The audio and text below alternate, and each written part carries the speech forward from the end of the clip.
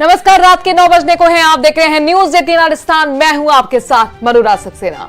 नमस्कार, मैं हूं आपके साथ हेमंत कुमार। चलिए खबरों की शुरुआत करते हैं। राहुल गांधी ने आज उत्तर प्रदेश की रायबरेली सीट से अपना पर्चा दाखिल कर दिया। इसके साथ ही पिछले कुछ दिनों से चल रहा सस्पेंस भी खत्म हो गया। वैसे राहुल गांधी की वायनाड के अलावा अमेठी सीट से लड़ने की चर्चा थी, पर रायबरेली सीट को राहुल के लिए सुरक्षित मानते हुए कांग्रेस ने यहां से राहुल गांधी को मैदान में उतारा है।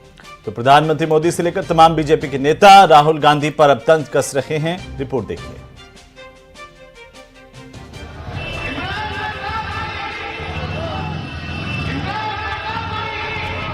यूपी की हाई प्रोफाइल सीट रायबरेली पर नामांकन के आखिरी दिन कांग्रेस ने अपने पत्ते खोले। सस्पेंस खत्म करते हुए कांग्रेस ने रायबरेली सीट से राहुल गांधी के नाम का ऐलान कर दिया। दोपहर करीब 2:15 बजे राहुल गांधी ने रायबरेली सीट से अपना नामांकन का पर्चा दाखिल किया। इस दौरान पार्टी के राष्ट्रीय अध्यक्ष मल्लिकार्जुन खड़गे, सोनिया गांधी, प्रियंका गांधी वाड्रा और उनके पति रॉबर्ट वाड्रा मौजूद रहे। राहुल गांधी के रायबरेली सीट से नामांकन दाखिल किए जाने पर पीएम मोदी ने तंज कसा। पश्चिम बंगाल के दुर्गापुर में चुनावी सभा को संबोधित करते हुए पीएम ने कहा कि वायनाड में हार के डर के चलते राहुल रायबरेली से चुनाव लड़ रहे हैं। शाहजादे वायनाड में हारने वाले हैं और हार के डर से जैसे ही वायनाड में मतदान समाप्त होगा वो दूसरी सीट खोजने लग जाएंगे। और अब दूसरी सीट पर भी उनके सारे चेले चपाटे कह रहे थे अमेठी आएंगे, अमेठी आएंगे, लेकिन अमेठी से भी इतना डर गए, इतने डर गए, वहां से भागकर अब रायबरेली में खोज रहे हैं रास्ता। केंद्रीय गृह मंत्री अमित शाह ने राहुल गांधी की 21वीं लॉन्चिंग वाला बयान देकर भी तंज कसा। तो स्मृति ईरानी ने कहा, गांधी परिवार का अमेठी से भागना उनका डर बता रहा है। सोनिया जी 20 बार लॉन्च कर चुकी है, मगर लॉन्चिंग इनकी सफल नहीं हुई है। और आज 21वीं बार फिर से अमेठी से भागकर रायबरेली में पर्चा डाला। आप रायबरेली से प्रचंड बहुमत से हारने जा रहे हैं। मेरी बात लिख कर। मेहमानों का स्वागत है। हम लोग अतिथियों के स्वागत में कोई कसर छोड़ेंगे नहीं। इतना ही कह दूं कि अमेठी से गांधी परिवार का ना लड़ना इस बात का संकेत है कि कांग्रेस पार्टी चुनाव में एक वोट पड़ने से पहले ही अमेठी से अपना हार स्वीकार कर चुकी है। राहुल गांधी 2019 में यूपी की अमेठी के साथ ही केरल की वायनाड सीट से चुनाव लड़े थे। स्मृति ईरानी ने राहुल गांधी को अमेठी में हराया था। वायनाड से राहुल गांधी विजयी रहे थे। रायबरेली सीट से सोनिया गांधी पिछले चुनाव में विजयी रही थी, पर हाल ही में राजस्थान से सोनिया गांधी राज्यसभा पहुंच गई। ऐसे में कांग्रेस ने राहुल गांधी के लिए सेफ सीट रायबरेली के तौर पर चुना है, जिस पर पीएम से लेकर तमाम बीजेपी के नेता तंज कस रहे। Bureau report, news 18। और वहीं प्रधानमंत्री नरेंद्र मोदी 14 मई को वाराणसी से नामांकन दाखिल करेंगे। नामांकन दाखिल करने के एक दिन पहले यानी कि 13 मई को वो वाराणसी में भव्य रोड शो करते हुए नजर आएंगे। हालांकि इससे पहले 5 मई को प्रधानमंत्री मोदी अयोध्या पहुंचेंगे, जहां पर रामलला के दर्शन के बाद वे रोड शो करेंगे।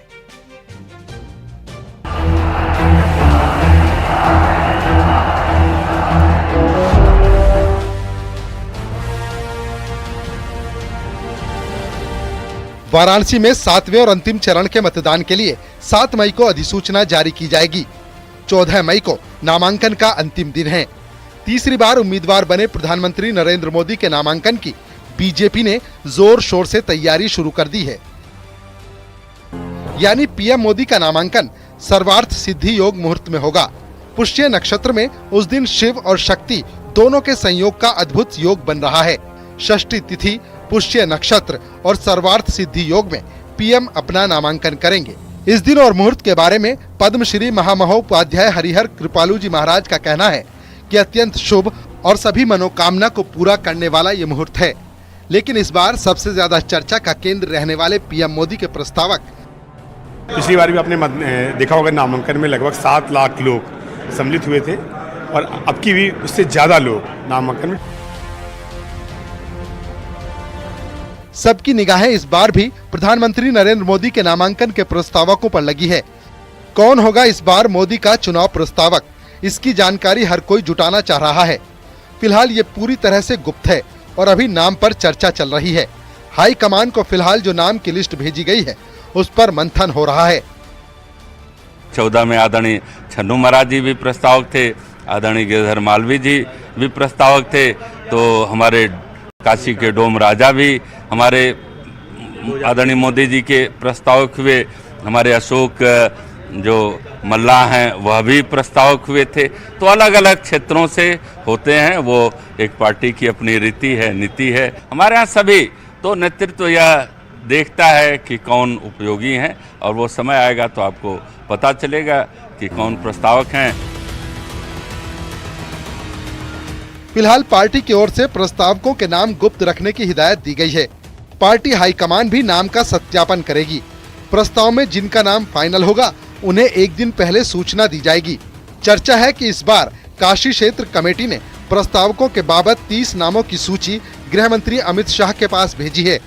इसमें पद्म अलंकृत विभूति, शिक्षाविद, साहित्यकार, साहित्य संस्कृति कर्मी, ज्योतिषाचार्य, अर्चक, सेवादार, दलित एंटरप्रेन्योर, युवा, स्वयं सहायता समूह की महिला लाभार्थी और पार्टी के पुराने कार्यकर्ताओं के नाम शामिल हैं। गृह मंत्री अमित शाह इन सभी नाम के बाबत पूरा फीडबैक ले रहे हैं। फीडबैक के बाद ही प्रस्तावकों के नाम फाइनल होंगे। तो वहीं महाराष्ट्र में आज एक बड़ा हादसा हुआ। रायगढ़ में एक हेलीकॉप्टर क्रैश हो गया और गनीमत यह रही कि हेलीकॉप्टर के जो पायलट हैं उनकी जान बच गई है। हेलीकॉप्टर शिवसेना उद्धव गुट के नेता को ले जाने जा रहा था। ये रिपोर्ट देखिए।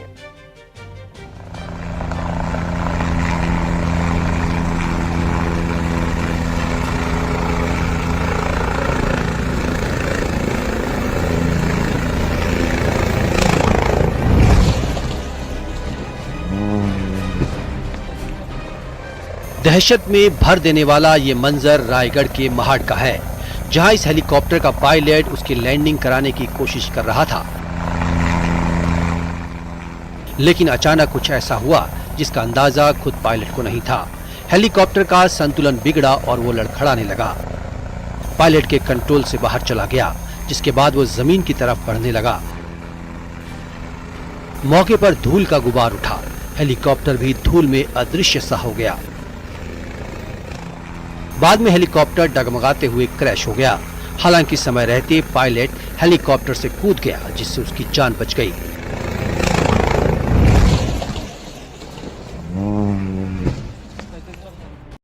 पायलट को चोट भी आई है। वही हेलीकॉप्टर के कई टुकड़े जमीन पर बिखरे और रोटर ब्लेड क्षतिग्रस्त हो गए। घटना सुबह 9:30 बजे की बताई जा रही है। जानकारी के मुताबिक निजी हेलीकॉप्टर शिवसेना उद्धव गुट की नेता सुषमा अंधारे को लेने जा रहा था। बारामती में उन्होंने चुनावी सभा में जाना था, जिसके लिए वो एक अस्थायी हेलीपैड पर हेलीकॉप्टर आने का इंतजार कर रही थी। इससे पहले कि वो हेलीकॉप्टर में सवार होकर दूसरी जगह जाती, हेलीकॉप्टर हादसे का शिकार हो गया। सुषमा हेलीपैड के पास ही मौजूद थी। उन्होंने हादसे का वीडियो सोशल मीडिया पर शेयर किया। सूचना मिलने के बाद पुलिस और बचाव दल घटनास्थल पर पहुंचे। हादसे की जांच पड़ताल की जा रही है। सुषमा अंधारे की गुरुवार को महाड में जनसभा थी। रात होने की वजह से वो यहीं रुक गई थी। आज उन्हें दूसरी सभा स्थल पर जाना था और हेलीकॉप्टर उन्हें लेने आया था।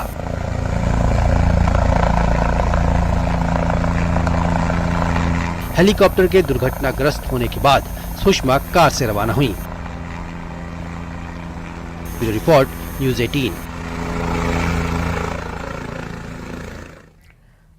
और अब बात करते हैं महत्वपूर्ण खबर की। दरअसल 2016 में खुदकुशी करने वाले छात्र रोहित वेमुला के मामले में बहुत बड़ी खबर आई है। रोहित वेमुला केस में पुलिस ने क्लोजर रिपोर्ट लगा दी है।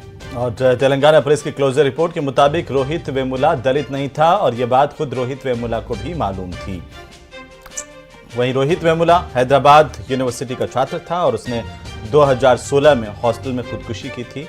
रिपोर्ट के मुताबिक रोहित वेमुला की मां ने ही उसे दलित का सर्टिफिकेट दिलाया था। पुलिस की क्लोजर रिपोर्ट के मुताबिक रोहित ने लोगों की प्रतिक्रिया के डर से खुदकुशी की थी और पुलिस ने अब इस मामले में सभी आरोपियों को क्लीन चिट दे दी है।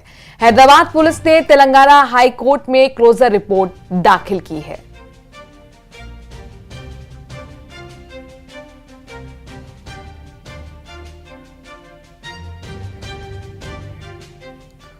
तो वहीं सरकार की बनाई एडहॉक कमेटी आरसीए की गड़बड़ियों की जांच कर रही है। तो आने वाले दिनों में आरसीए की कार्यकारिणी के चुनाव भी होने हैं, उससे पहले आरसीए की सियासत दिलचस्प होती जा रही है। ये रिपोर्ट देखिए।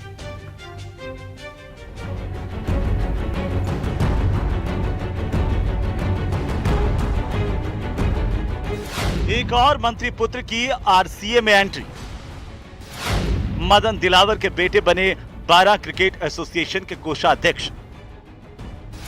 मदन दिलावर के पहले राजेंद्र राठौड़ और गजेंद्र सिंह खींवसर के बेटे हो चुके हैं लॉन्च। क्या है लॉन्चिंग के पीछे का ग्रामर? क्रिकेट बहाना, सत्ता निशाना।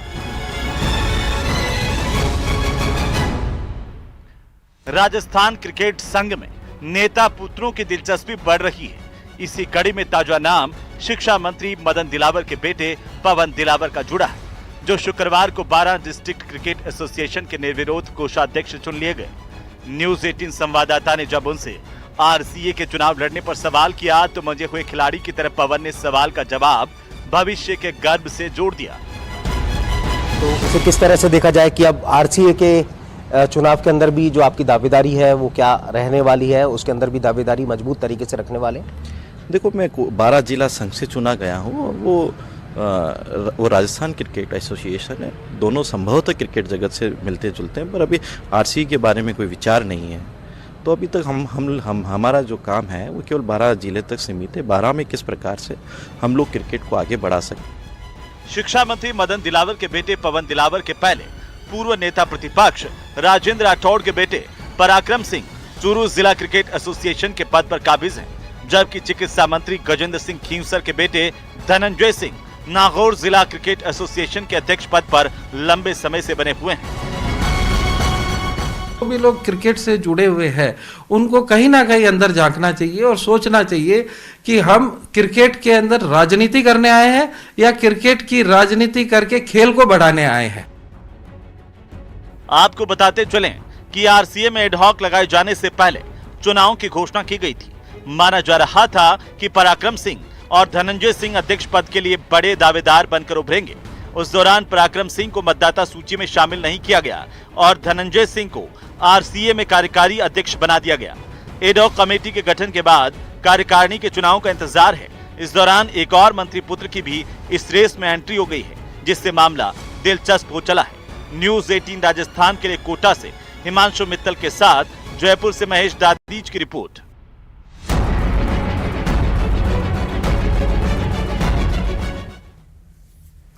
और अगर आप 3-4 दिन की छुट्टियों में कहीं घूमने का प्लान बना रहे हैं लेकिन भीषण गर्मी से अपने प्लान को अमलीजामा नहीं पहना पा रहे हैं, तो यह खबर बेशक आपके लिए ही है। ये रिपोर्ट जरूर देखिए।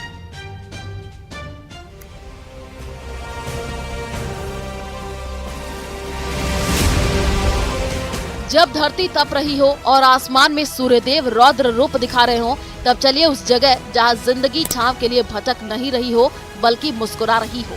माउंट आबू मौसम के मारों का इकलौता सहारा है।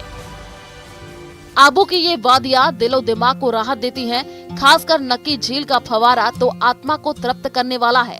वाकई कुदरत ने प्रदेश के इकलौते हिल स्टेशन को सजाने संवारने में कोई कमी नहीं छोड़ी। यहाँ कदम कदम पर मुग्ध कर देने वाली प्रकृति की खूबसूरती है, दिलकश वादियां, पहाड़, झील और जंगल।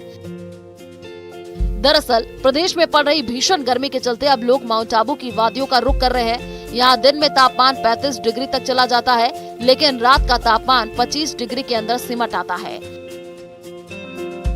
जिससे आबू की हसीन वादियां सैलानियों से गुलजार हो जाती हैं। वैसे तो यहाँ हनीमून पॉइंट, सनसेट पॉइंट भी है, लेकिन 3937 फुट की ऊंचाई पर स्थित नक्की झील में बोटिंग का अपना ही आनंद है। हरी भरी वादियां, खजूर के वृक्षों की कतारें, पहाड़ियों से घिरी झील और झील के बीच आइलैंड, कुल मिलाकर के देखें तो सारा दृश्य सम्मोहित करने वाला है। झील में एक टापू को फवारा लगा करके आकर्षक बनाया गया है, जिसकी धाराएं 60 फुट की ऊंचाई तक जाती हैं। वैसे तो गुजरात की सरहद पर होने के कारण माउंट आबू में फिलहाल गुजराती सैलानी ही अधिक नजर आ रहे हैं। लेकिन जैसे जैसे गर्मी कहर बरपाएगी वैसे वैसे लोग माउंट आबू की वादियों का रुख करेंगे। Bureau report, news 18 Rajasthan. तो पिछले एक सप्ताह से अफ्रीकी देश केन्या कुदरत की मार झेल रहा है। आधा केन्या बाढ़ की चपेट में आ गया है। मौत का आंकड़ा लगातार बढ़ता ही जा रहा है। हजारों लोग बेघर होने पर मजबूर हैं। आगे और भी बारिश होने की आशंका जताई जा रही है। ये खास रिपोर्ट पर देखिए।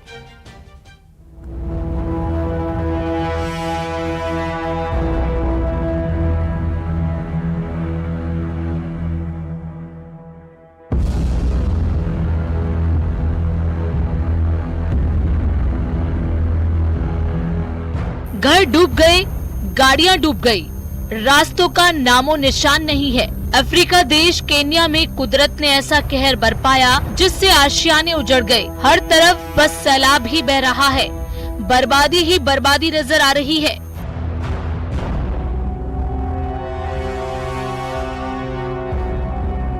केन्या में बाढ़ की ऐसी विभीषिका है जिससे लोग खुले आसमान के नीचे रहने को मजबूर हैं।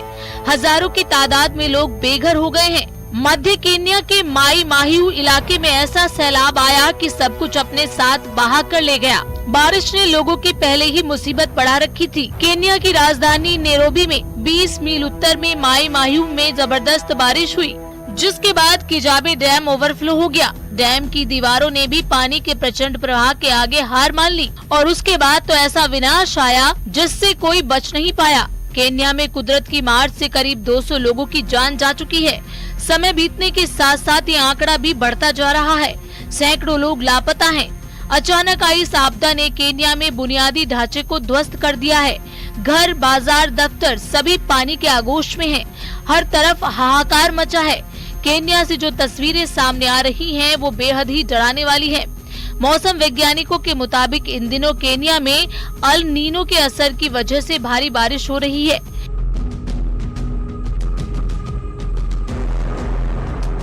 केन्या अफ्रीका महाद्वीप के पूर्व में एक देश है और इस वक्त करीब आधा केन्या बारिश और बाढ़ की चपेट में है। जनजीवन पूरी तरह से अस्त व्यस्त हो गया है।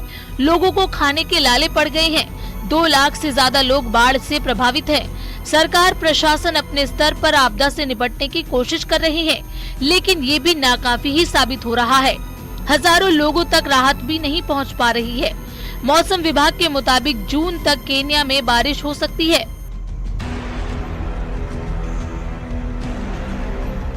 जो यहाँ के लिए अच्छी खबर नहीं है। सेना राहत काम में जुटी हुई है। वहीं बेघर हुए लोगों की नाराजगी भी बढ़ती जा रही है। केन्या के राष्ट्रपति विलियम रूटो ने हर संभव मदद का आश्वासन दिया है। सरकार ने 50 से ज्यादा राहत शिविर बनाए हैं। केन्या में मार्च के महीने से ही भारी बारिश का दौर जारी है।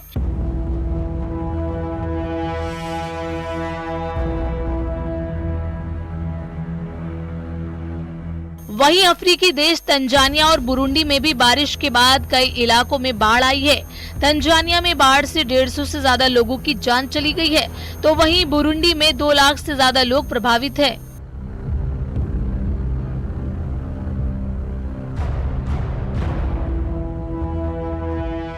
Bureau report, news 18।